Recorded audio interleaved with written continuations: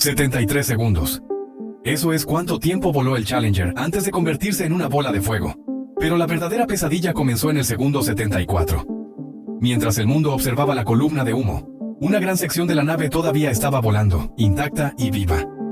Cuando los buzos finalmente llegaron al sitio semanas después, no solo encontraron metal, encontraron una escena del crimen. La evidencia sugiere que la tripulación estaba consciente, activa y tratando de salvar la nave mucho después de que las cámaras dejaron de mirar. Esta es la historia de la señal inquietante que probó que los astronautas fueron héroes hasta el último impacto. El fantasma geométrico. El océano Atlántico es una bestia masiva e indiferente.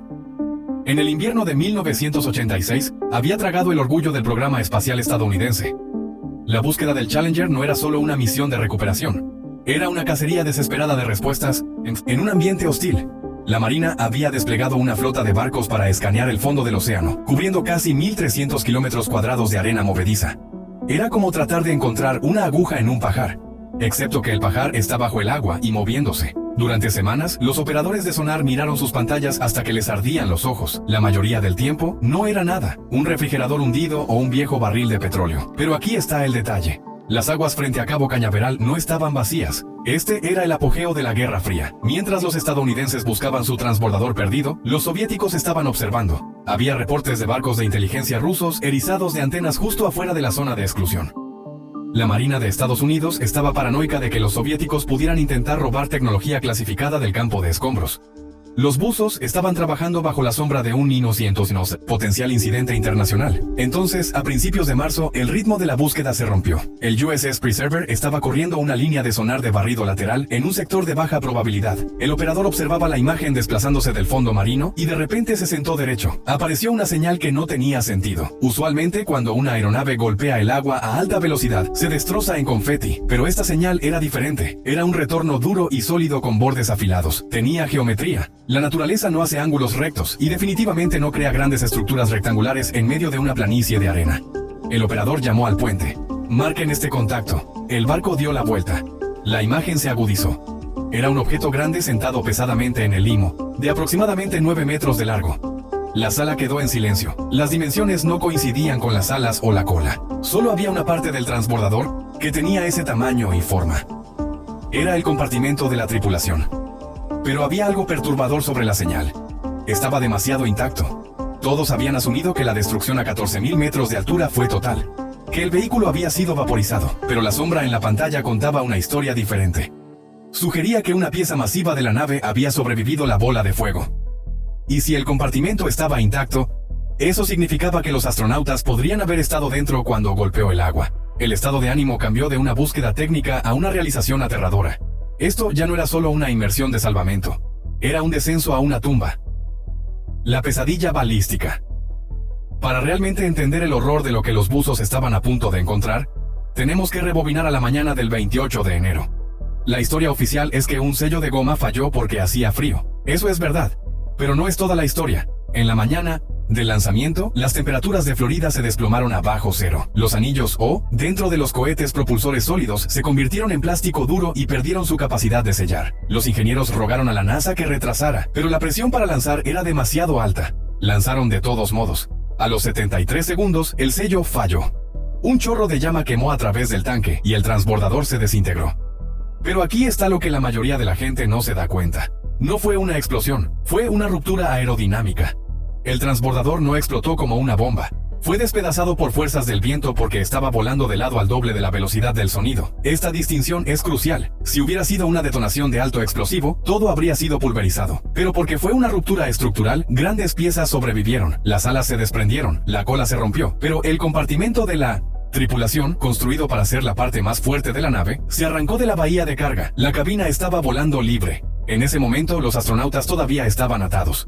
La cabina se elevó hacia arriba, alcanzando una altitud máxima de aproximadamente 20.000 metros antes de que la gravedad la atrapara. Luego comenzó a caer. Esta es la parte que mantiene a los ingenieros despiertos por la noche.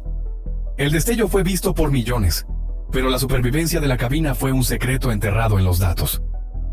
Las imágenes de vídeo realmente muestran la sección de la nariz emergiendo de la bola de fuego, intacta, arrastrando cables. Entonces, cuando los buzos miraron esa señal de sonar semanas después, no estaban mirando chatarra, estaban mirando una nave que había volado una trayectoria balística durante 2 minutos y 45 segundos después de la explosión. El misterio no era solo sobre la mecánica de la falla, era sobre la experiencia de la caída. ¿Sabían ellos? ¿Estaban despiertos? Algunas teorías descabelladas incluso sugerían que un sabotaje interno o una parte comprometida lo derribó. Pero la señal del sonar estaba a punto de proporcionar la realidad fría y dura. Los buzos estaban flotando sobre el sitio, y mientras sus luces cortaban a través del limo, vieron algo que probaba la teoría más descabellada de todas. La teoría de la supervivencia era realmente verdad. El interruptor, que cambió la historia. El descenso al Atlántico es un viaje hacia la privación sensorial. A 30 metros, la luz se desvanece a un azul amoratado. Las corrientes eran fuertes, jalando a los buzos del USS Preserver. Cuando la luz del buzo líder finalmente iluminó el objeto, se congeló. El sonar no había mentido. Era una estructura masiva sentada derecha en la arena. Las baldosas térmicas blancas estaban chamuscadas, pero las ventanas reforzadas todavía estaban ahí.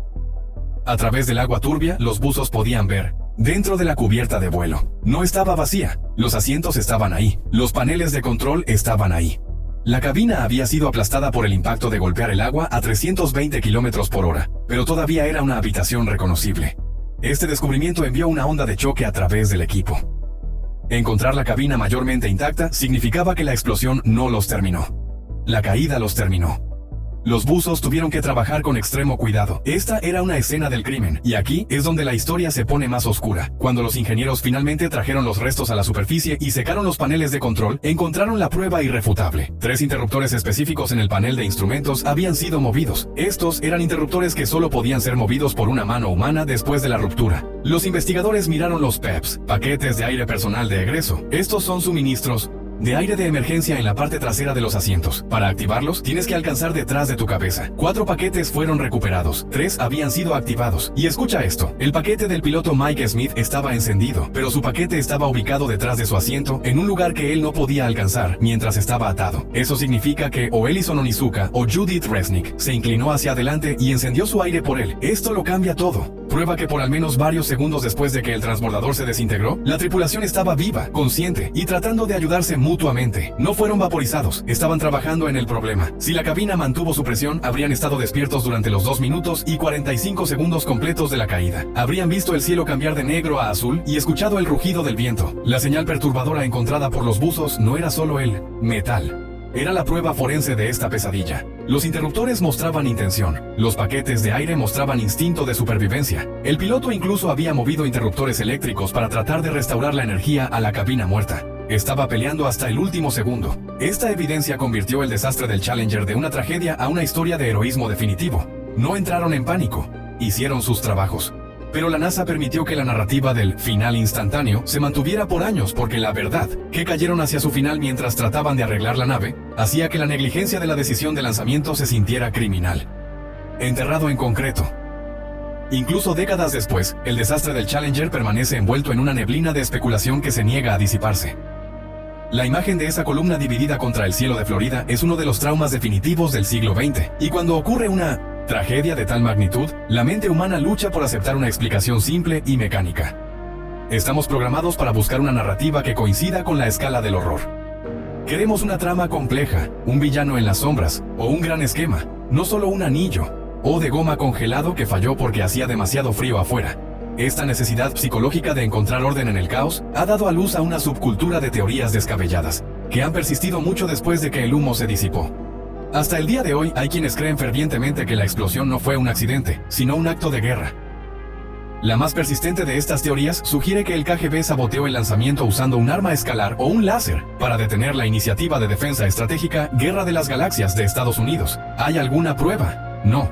Pero en la paranoia de la Guerra Fría tardía, la presencia de arrastreros rusos merodeando en aguas internacionales cercas del sitio de recuperación fue suficiente para encender la imaginación. Para los teóricos de la conspiración, estos barcos no solo estaban monitoreando comunicaciones, eran la prueba irrefutable de un conflicto secreto. Luego están las teorías que se inclinan hacia la pura negación, afirmando que la tripulación todavía está viva, escondiéndose a plena vista bajo identidades asumidas. Es un tropo clásico del duelo y la conspiración. La idea de que los héroes no murieron, solo fueron llevados. Se niega a desaparecer porque ofrece una alternativa reconfortante a la verdad brutal. Sin embargo, cuando quitamos la paranoia de la Guerra Fría y la investigación de Internet, nos vemos obligados a traer la narrativa de vuelta a la realidad. Y la realidad es en realidad mucho más aterradora que cualquier complot soviético. La verdadera conspiración no fue tramada por espías extranjeros. Fue creada por la burocracia. Era una sala llena de hombres en trajes mirando datos que gritaban peligro y eligiendo ignorarlos. La villanía no fue un rayo láser, fue una llamada de conferencia. La verdadera causa del desastre fue la fiebre de lanzamiento y la normalización de la desviación. Los ingenieros de Morton Thiokol habían advertido explícitamente que los anillos o, en los cohetes propulsores sólidos, podrían fallar en las temperaturas bajo cero de esa mañana de enero. Rogaron por un retraso, pero la NASA estaba bajo una presión inmensa para mantener el calendario del transbordador en movimiento. En una reversión fatídica de los protocolos de seguridad, a los gerentes se les dijo que se quitaran sus sombreros de ingeniería y se pusieran sus sombreros de gestión. Votaron para lanzar a pesar del peligro porque no querían quedar mal, temiendo la óptica de otro retraso más que la física del vehículo. La señal perturbadora que los buzos eventualmente encontraron en el fondo del océano fue el resultado directo de esa arrogancia administrativa. Cuando los equipos de búsqueda descendieron al Atlántico, no estaban buscando evidencia de un ataque de misiles, estaban buscando los restos de un error prevenible. Los buzos que tocaron esos restos vieron la verdad visceral del desastre. No encontraron escombros extranjeros, vieron una máquina altamente compleja que había sido destruida por error humano y arrogancia. El legado de esa inmersión todavía está con nosotros, escondido de la vista pública. El esfuerzo de recuperación fue una operación desgarradora de meses, rastreando el fondo del océano por cada fragmento del orbitador. Pero lo que pasó con esas piezas es una historia en sí misma. Los restos retorcidos del Challenger ahora están enterrados en 2 silos de misiles Minuteman decomisionados en Cabo Cañaveral, sellados bajo toneladas de concreto. La NASA literalmente enterró la evidencia. No hicieron esto para esconder la verdad del público, sino para honrar los restos como una tumba, protegiéndolos de cazadores de recuerdos macabros y asegurando la santidad del sitio. La señal que el equipo de recuperación encontró en sus pantallas de sonar ese día era más que solo metal en el lecho marino. Era una advertencia. Nos dijo que el océano es profundo, el espacio es implacablemente difícil y somos increíblemente frágiles. La investigación reveló que la tripulación probablemente sobrevivió la ruptura inicial, permaneciendo conscientes durante la caída de 2 minutos y 45 segundos al océano. La verdad encontrada en el limo es que 7 personas valientes pelearon por sus vidas mientras caían desde las estrellas, decepcionados no por enemigos en el extranjero, sino por el fracaso del liderazgo en casa. Eso hace del desastre del Challenger una historia de fracaso o una historia de valentía definitiva. ¿Y qué piensas de los reportes del barco espía soviético? Déjame saber en los comentarios. Si quieres más inmersiones profundas en los secretos más oscuros de la historia, dale al botón de me gusta y suscríbete. Te veo en el próximo.